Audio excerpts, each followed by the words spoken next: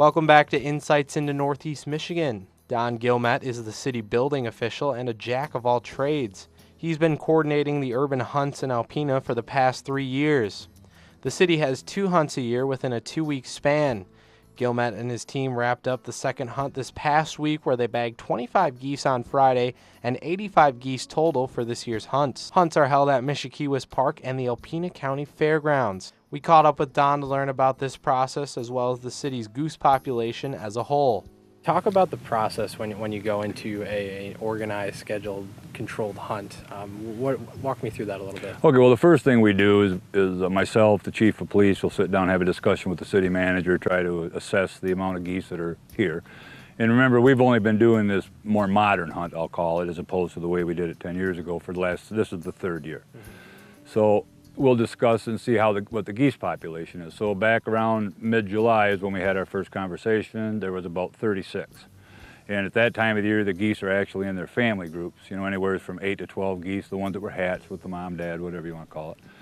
And they were in the locations in the parks, and there wasn't very many, and that's because of last year's hunt and the eggs nest destruction that they do through a permit with the DNR. And so we said, well, we'll wait and see what happens. And I told them, I said, come the 1st of August, there's going to be about 150 geese. When the ones from Grand Lake, Long Lake, the ones that hatch behind the cement plant, once they get through that molt period and they can fly, this is where they come. Because Alpena is the salad bowl along the lakeshore with fertilized and watered grass and everything. So that's what attracts them. And they know that they don't get shot in the city. How big would you say is the total population around here? Well, it varies. You'll see, okay, so we had our first hunt last Friday, and I would have estimated the population at the time about 150 to 200 geese. And after we took the 60, the population that I saw in various areas, last week was probably in the 100 to 120 range. And so we took another 25 today, and fortunately those are the local ones, but as the fall progresses, more and more geese will be coming through as they migrate. And the majority of them come down from Hudson Bay, the southern end, which is called St. James Bay. That's a huge rearing grounds for geese. What does a healthy population of geese look like? Well, without picking a specific number, in my opinion, if you look at what our community is founded on, we have the wildfowl sanctuary and all the estuaries with the river. We have 16 miles of bike paths along the river. We have the harbor, the beaches, all the places geese congregate. So a healthy population is one that is, a few dozen geese so that you actually have visibility in these areas for tourists and for local people. A lot of people love geese and they love seeing them.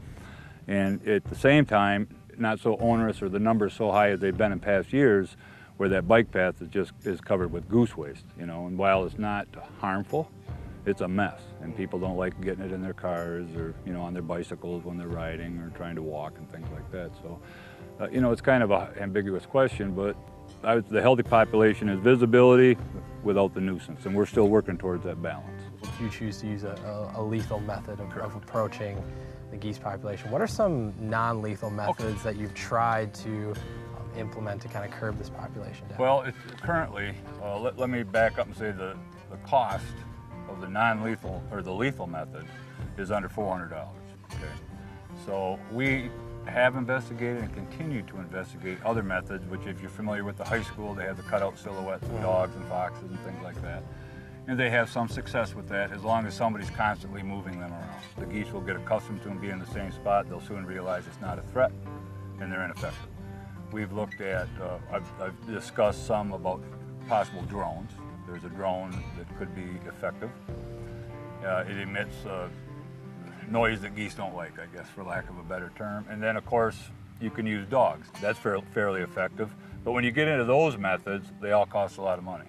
So the economical methods are oiling the eggs or removing the eggs from the nest in the spring and then taking out that local population that survived. Now, we're not getting them all. So there's always going to be that local population because the geese that are born here will come back here. They've kind of got like that homing instinct, right? So it's just, and then again, it's all up to the will of the council. I mean, all we can do as city administrators is, throw out our best reasoning for why we want to do something. Ultimately, it's always up to them to make the final decision. They're blind, if you want to call it that. These are tires that are used during the fair with the bump and run and stuff, and then we situate them, for concealment, but also it's set up in a way to provide safety. So if you look at the way we have enough space for the people that are hunting here, and that way everybody's in a line, but not a straight line. So when somebody stands up to shoot, because a lot of times all 8 guys will stand up and shoot, you don't want somebody standing right next to you where you might possibly swing your barrel towards their ear or their face, and so that helps to control all that. And because they're used to the tires being here, it's not like setting up a brand new blind that they're like, hey, what's that? So this is what we've used the last 2 years, and we've only been hunting in this location for 2 years. And you've seen a lot more success from this type of setup since Yeah. the birds are already so accustomed to what they're seeing. Basically makes a. And I hunt geese all year long in the farm fields and conventional methods, and that's always the case. I mean, we have blinds you lay in and you try to put weed or grass to try to make it go away, but it's still a hump on that field, a flat ground. And the geese know that wasn't there yesterday. You can still call them in, but they're not stupid. They're smart birds, from what I've been learning. This location probably has a lot more success than Mishikiwas would. Yeah, it does, and again, that because the water level's high this year, so there's no sand that the geese hang around on. They like to pick in the mud and stuff like that. So 3 years ago, that was the only place we hunted was Mishikiwas and Besser Lake. And so we did okay at Mishikiwas, but the water level there was 20, 30 feet of sand and mud beach and green stuff, so it was easy to set decoys out, where now you've got the water right up to the volleyball court.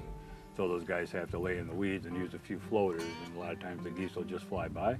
Or they'll go land out in the middle of the lake and then keep looking at your decoys, waiting to see if somebody's moving in those bushes, and they just won't come within range. Do you get any pushback from folks in the community at all about the ways that this hunt works?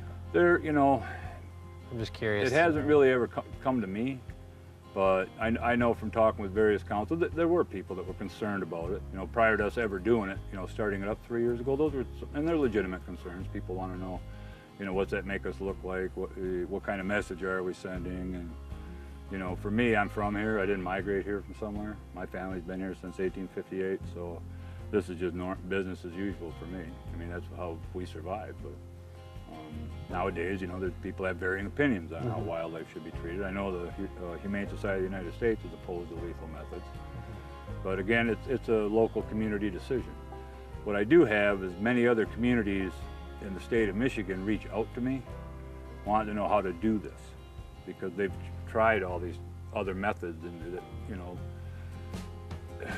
when you employ these other methods and the geese are in your town, like let's say they're at the football field for an example, and now they're not going there because we have these decoys, well guess what?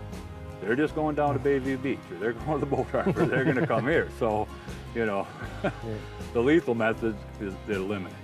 Are there any other communities like ours that utilize this method? The only 2 others I know of is Hillsdale, and I don't think they did it this year, and it was from that Bridge.com magazine, and Sault Ste. Marie does. Do you think other communities, maybe like Rogers City they reached out to me yesterday. Tawas, would get in touch with you? Yeah, I haven't heard from Tawas, but Rogers City, their harbor master actually called me yesterday at the direction of the city manager, Joe Heffley, who's a friend of mine anyway. I said, just have Joe give me a call. But they have, you have to have an area to do it like this. So Rogers City, they've got a lot of vast city parks where they're not within 450 feet of a house or a barn, or the buildings are owned by the city. So that would be a good place to do it. And that wraps up this week's look into the goose population in the city of Alpena. Join us next Sunday for another look into the issues affecting Northeast Michigan.